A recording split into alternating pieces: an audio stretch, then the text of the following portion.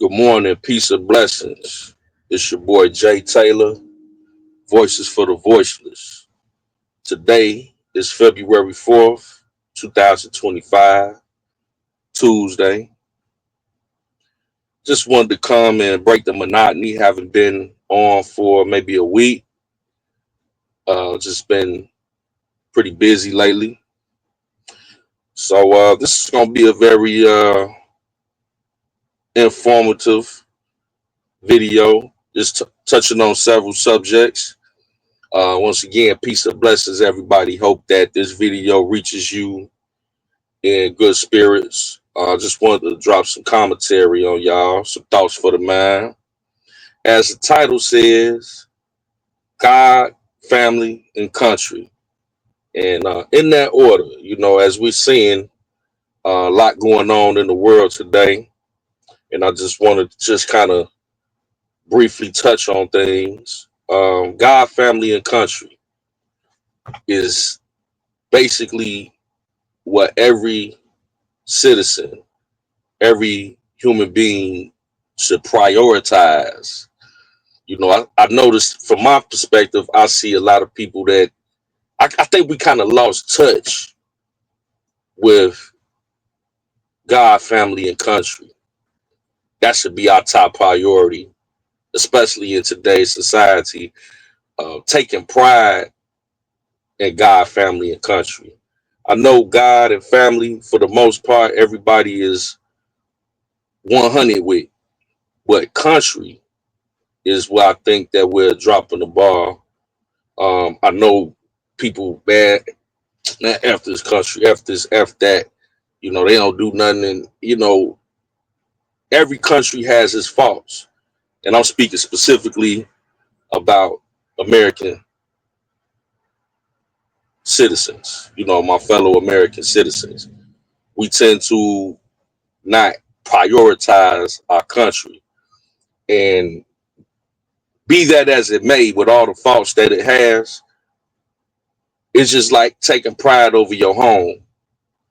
You might not like particularly like certain things about your neighborhood. You might particularly disagree with some of the politics, but at the end of the day, your home is your home, as well as your country is your country, and we need to take more pride in being Americans. That's just my perspective. And to illustrate my point, I want to touch on several things.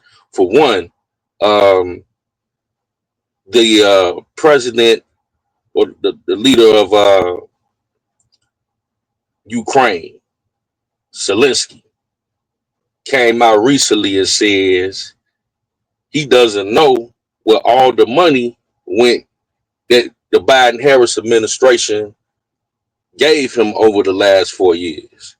And as you know, every time we looked up, Joe Biden was sending 14 trillion, 16 million. I mean, all this money that was being funneled over to Ukraine. And Zelensky just came out and say, well, I don't know where that money is. I mean, I only seen like 77 million. I didn't see all these trillions and all this. And I'm sitting here thinking, like, how do you not know where the money is? Because, see, now Trump's in office, that money has to be accounted for. And Trump, the type of president, hey, if we giving you all these millions, we need to be in the trillions. We need to be having something on record, documented. We have to have some type of, you know, we have to have some type of receipts. We have to have some type of exchange. We're tired of other nations, taking advantage of our generosity. Now we sending all this money over there to help you fund this war, which majority of Americans I would agree didn't agree with that. Taxpayers' money's going over there fighting, funding wars that we not even have anything to do with. But whatever the politics was surrounding that, whatever the reason and word that we were sending all this funds and military assistance, is at the taxpayers' expense. So I agree with Trump. Like, hey, where the money at? What y'all doing with it? And the man Zelensky came out and said he don't know where it's at. He only saw a portion of it. That's a problem, a major issue. So, God, family, and country.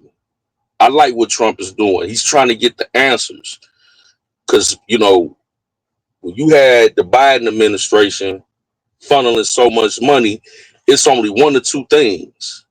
Either Zelensky is lying or Biden and them was stealing because the money sure was sent.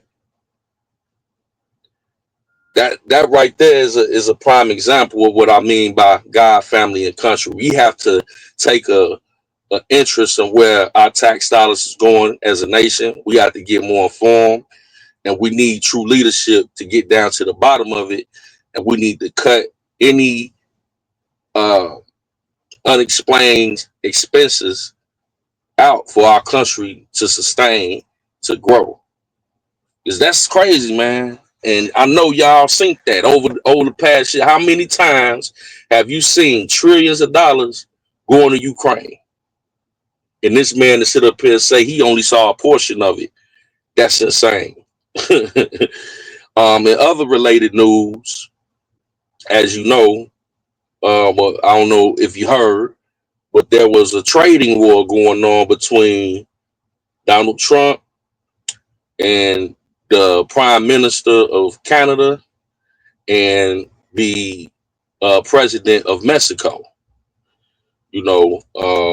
And there was a lot of talks about tariffs.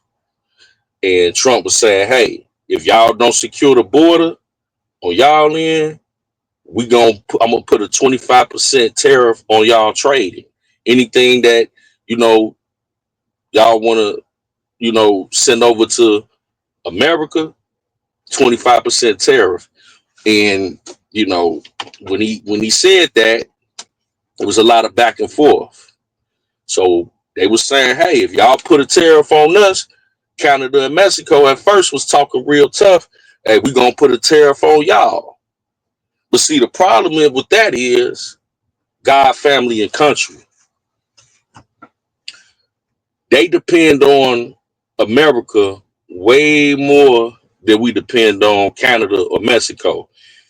Canada is on our northern border. Mexico is on our southern border. But we, as the United States of America, which we should take great pride in, have better foreign relations. We have deeper connections with the rest of the world. So a lot of things that come through America, they come through America first before they get dispersed to Canada or Mexico. They rely on us a lot for safety. We protect both these nations, and we've been doing that for centuries. So we are they need us way more than we need them. A lot of people was giving Trump a lot of flack about the tariffs. Oh, this gonna hurt America. But as you see, Trump won the trading war. Both the Prime Minister of Canada and the President of Mexico have agreed to Trump's terms for the next 30 days to stop the tariffs. We're going to come to an understanding. And with that agreement is actually going to save lives. A lot of illegal, not only illegal immigration, but a lot of fentanyl comes through the Canada border, through the Mexican border. So now they're agreeing to put 10,000 troops alongside the Mexican border to secure that border, to stop the sex trafficking that's going on, to stop the deadly drugs that are coming in to our country, and also at the Canadian border. So he's forcing them to do what they should have been doing the whole time, which would, decrease rapidly illegal immigration, sex trafficking, and deadly illegal drugs. It would slow that down. I mean, how many people in America, how many people personally do you know that may have been unalive due to fentanyl? I mean, it's always been an issue, but it has really gotten bad over the past few years. So, Trump getting in office, getting them together, and people thought it was looking crazy for a minute, but he actually, is getting things done. He's getting results. So they both knelt to Trump on that issue for the time being. And I don't see them, you know, I don't see the president of Mexico or the prime minister of Canada, trying to go toe to toe with Trump on that. He's a businessman, he's a negotiator, he knows how to make deals. And that's exactly what we need right now to secure our borders and make our borders safer and actually save lives. So people probably just, they probably just didn't understand what he was doing. But in the end, it might get a little rocky, but in the end, it's all working out for the betterment of not only the American citizens, but our border countries. We only got two countries on our border, Canada and Mexico. We want to make sure that our relationship is intact, but they cannot take advantage. And they have been getting away with so much over the last, few years that they have got accustomed to just running rapidly, doing whatever they want to do. But hey, it's working itself out. It's gradually you're gonna see things get better.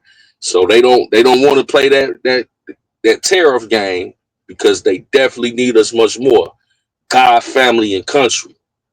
You gotta have pride in your government and your country to some degree. And hey, you might not agree with everything, but one thing you could say is that America has the influence, and with the right leadership, we could be very effective to change for the better for not only us, but also the nations that are around us.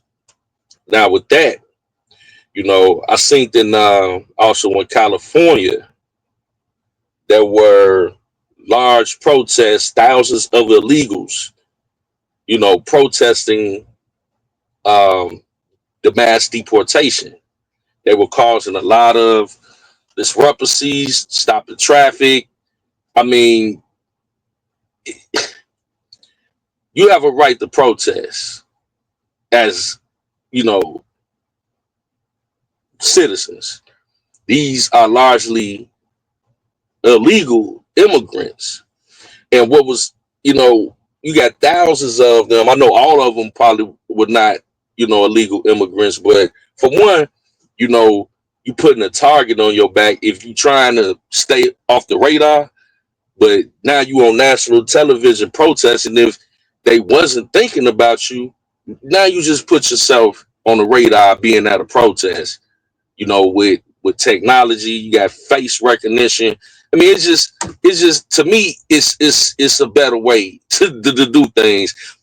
Possibly just go about it the right way and try to get your citizenship. If you've been here, you've been doing the right thing, it should be easy to go down there, talk to them people, and try to work it out. Or just go back home and go through the proper process. But to protest for something where you clearly broken the law, you broken the immigration laws of this nation, God, family, and country. We got to be a country of laws. You know what I'm saying? Otherwise, can't no nation survive with just open borders and people just coming from other places and doing what they want to do. It ain't about being um, nefarious to people, but hey, if we have to obey the law as citizens, then you for sure have to obey the law as illegal immigrants. You're not even a citizen, so you're you act like you own this country, like we owe you something. We don't owe no other group of people anything. All you have to do is obey the law, go about it the proper way, and you cool. Cause see what Trump and his new border czar Tom Homan is doing is they are targeting the most, you know, dangerous, most criminal, uh, illegal immigrants. They not thinking about trying to just target anybody. But see, when you put yourself on the radar, then you make yourself a target. They trying to get the murderers, the rapists, the cartel, all the people that form a terroristic threat to our citizens. That's what they're trying to do. So I don't understand why you would be having mass protests when you could just take your ass down there and try to go about it the proper way so you won't be illegal. You know, it's a process. And if you're seeking asylum, there's things that will protect you to keep you here. It's just about going about things the right way. And on top of that, you know, these people are, you know, they have in most cases risked their life to get away from these countries that they left. But at these protests, they're waving flags of the countries that they fled, but asking and begging for citizenship in America. Why would you, you know, be in America trying to, you know, get citizenship, but be waving a Mexican flag or, you know, or a Trinidadian flag or, you know, whatever type of other country flag? That's counterproductive. That, I mean, make that make sense. So that's a slap in the face, and that's disrespect to the nation that you're looking. You fled from this country because the country didn't do anything from you for you. You fled from Mexico. You fled from El Salvador. You fled from uh, Panama, wherever you came from, and you want America to give you sovereignty, but you're sitting here protesting in America with the flag of a different country that you don't want to go back to. God, family, and country. You see what I'm saying?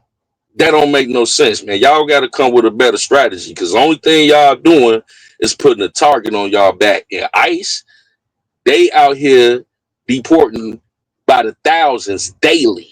They getting them numbers. They getting them up out of here. And they only been, you know, at this for the past week or so. And you got thousands upon thousands of being deported all over this country. You might want to slow your roll on that. Just saying. And also with that, I want to pivot a little bit. As you know, there's been, unfortunately, and now we want to over here Voices for the Voiceless.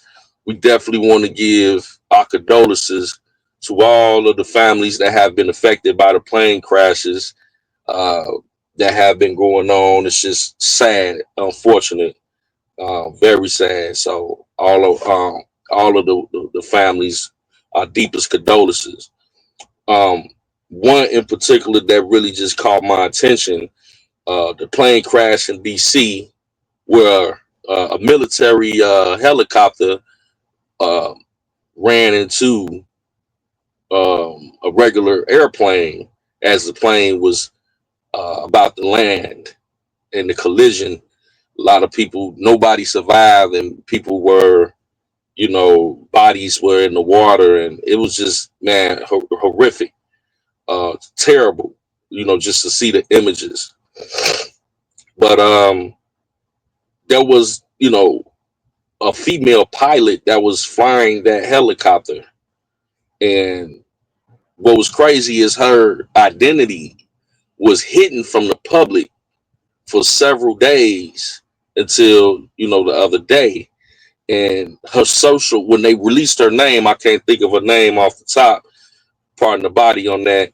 When they did release her information, her social media was scrubbed, so you couldn't see anything from her social media. We find out that she only had 500 hours of flight, you know, of confirmed flight time. And you needed 15 hours bare minimum to be able to fly that helicopter. Like, she was not qualified to be even flying helicopter. And if you look at it, it's like it was deliberately like she flew dead into the airplane.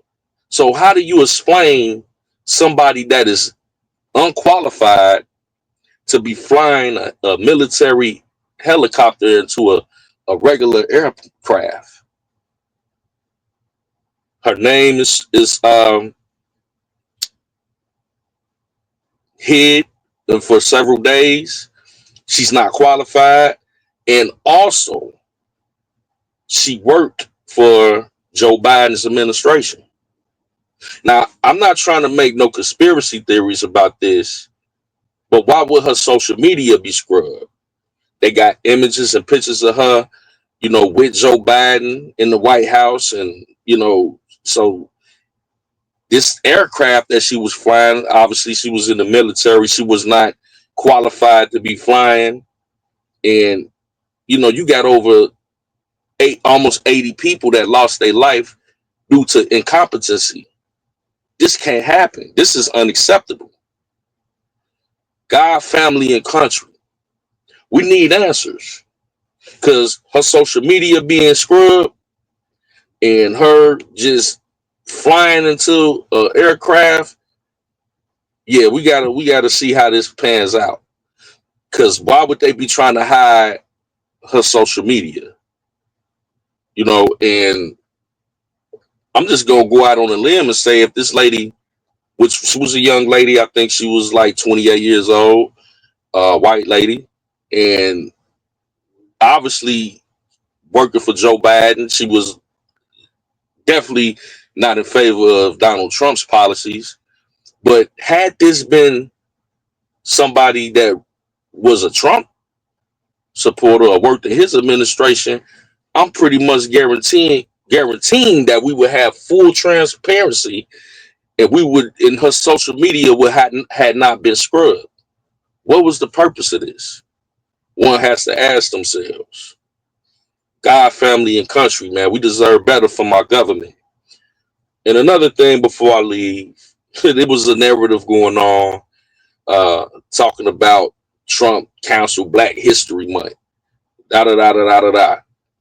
For one, let's be clear. Can't nobody cancel your right to learn your history.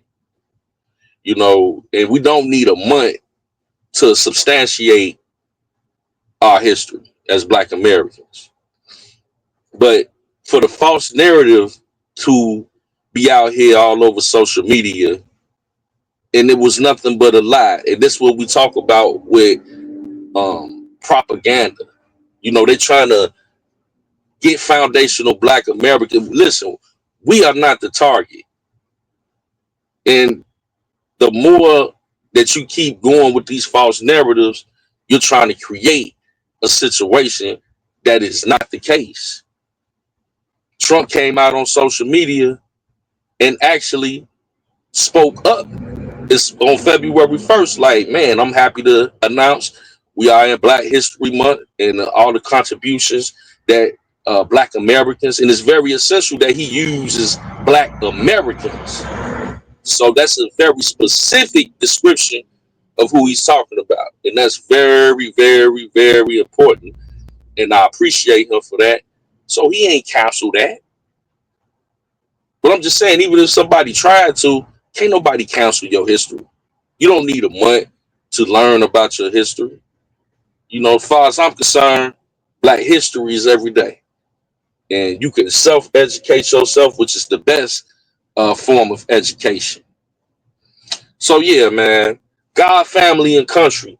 Let's take more pride in that. And that's my message for the day. Once again, it's your boy Jay Taylor. Peace and blessings. And we'll talk to you soon. I'm out.